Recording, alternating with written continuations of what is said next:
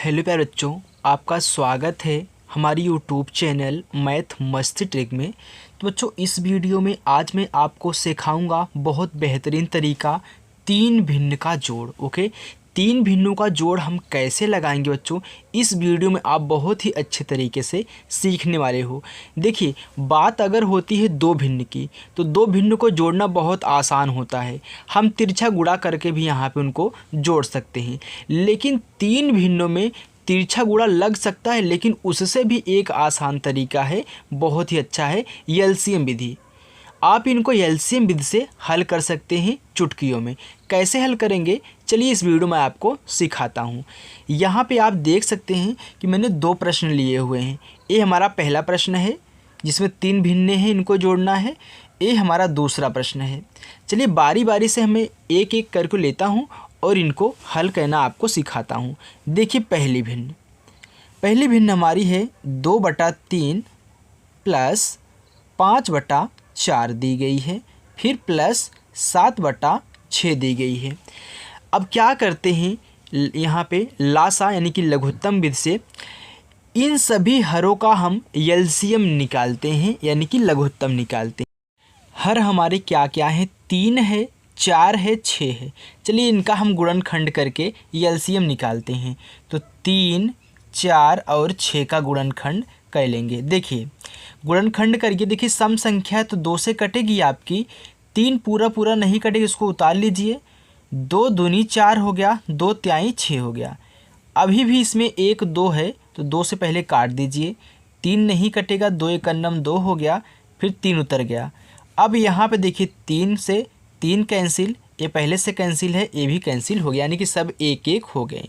अब इनका आपस में गुणा कराओ। 2 गुने 2 गुने 3, 2 दूनी 4, 4 तिहाई 12। ये जो 12 आया है यही आपका क्या है, एलसीएम है, यानी कि लासा है बच्चों। अब इस 12 को क्या कहना है, रेखा खींच करके इसी के नीचे ऐसे 12 लिख देना है। अब 3 का पहाड़ा पढ़ो, कितनी बार में 12 आएगा। 3 एकन्नम 3, 3 दूनी 6, 3 त्रिकनो 3 चौका 12, 4 बार में। तो 4 बार आया तो इस 4 का गुणा कराएंगे इनके अंश यानी कि 2 के साथ। जितनी बार जाएगा उसका गुणा अंश में कराना है। फिर प्लस कर दो, फिर 4 का पहाड़ा पढ़ो, कितनी बार में 12 आता है। 4 एकन्नम 4, 4 दूनी 8, 4 तिहाई 12, 3 बार में। तो 3 बार में तो 3 का गुणा इसके अंश में यानी कि 5 में कराना है। प्लस फिर देखो 6 का पहाड़ा पढ़ो, कितनी बार में 12 आएगा। 6 एकन्नम 6, 6 दूनी 12, 2 बार में ना, तो उस 2 का गुणा कराना है 7 के साथ, यानी कि क्योंकि इसका अंश क्या है, 7 है। बस अब कुछ नहीं। अब इसके बाद आप क्या करिए, यहाँ पे गुणा करा लीजिए। तो नीचे 12 ऐसे लिख देना है। 4 दूनी 8 हो गया, प्लस 3 पचे 15 हो गया, प्लस 2 सते 14 हो गया। अब सभी को जोड़ लीजिए, बस यही आपका आंसर हो गया। देखिए 15 और हम 8 जोड़ेंगे, कितना आएगा, 23। 23 आ गया। 15 8 कितना होता है, 23 ही होता है ना।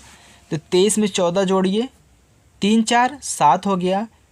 2 में 1 जोड़ेंगे, 3 हो जाएगा, यानी कि आ गया हमारा 37 बटा नीचे 12। ये आपका तीनों भिन्नों का जोड़ हो गया। ओके बच्चों, चलिए देखिए अब इसी टाइप से हम प्रश्न नंबर 2 को भी सॉल्व करते हैं। देखिए बच्चों, प्रश्न नंबर 2, 2/3 प्लस 8/5 प्लस 6/15 दिया है। हम क्या करते हैं, हरों का लासा निकाल लेते हैं।